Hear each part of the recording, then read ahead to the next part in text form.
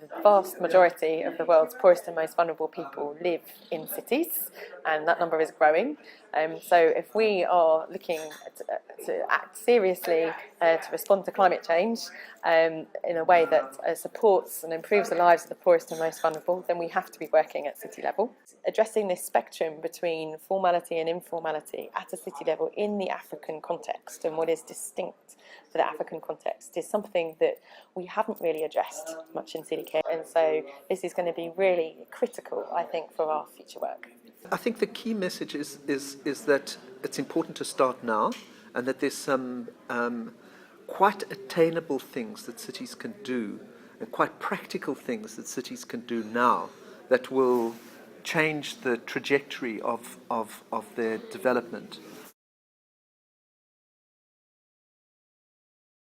From your situation, what I basically learned is the involvement of the community, their vibrant leadership, where they are able to negotiate what they need from the municipality. The problems we noticed was basically the waste management was a problem. And the drainage from the grey water and the storm water.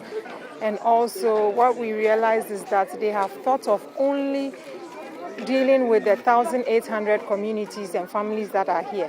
What I think they have to do is, in upgrading, think of going vertically rather than going laterally.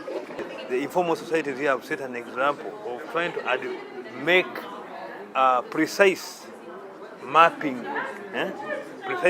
strategies with particular reference to naming streets, giving plots, numbers, knowing how many people are living in the number of households, and knowing how many members, on the average, family members make up each shack.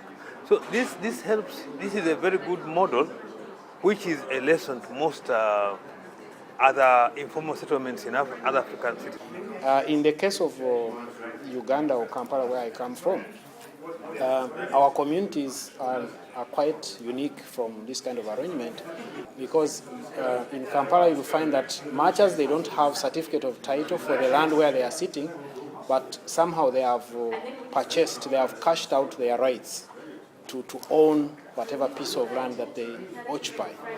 And it has given them, I should call it, the confidence to put semi-permanent structures, which presents a different challenge, because now, like, the reblocking may not be done so easily or so quickly. We already built a lot of condominium houses for slum areas by just demolishing or renewal of the area. But we also need to consider other social and financial issues to make them more efficient.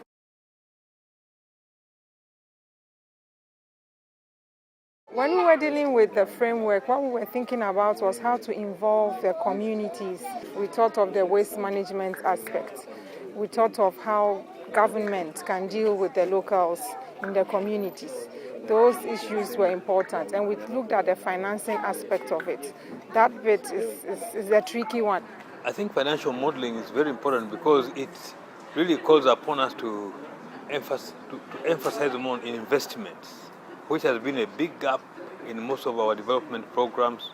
People have not been giving it an investment aspect, because when we talk about investment, we shall look at financing, input of other resources, and also weigh it against the expected outputs, results, in the form of maybe profits or even increased welfare. If you are planning to change this informal and slum areas into formal, just constructing the house alone is not enough.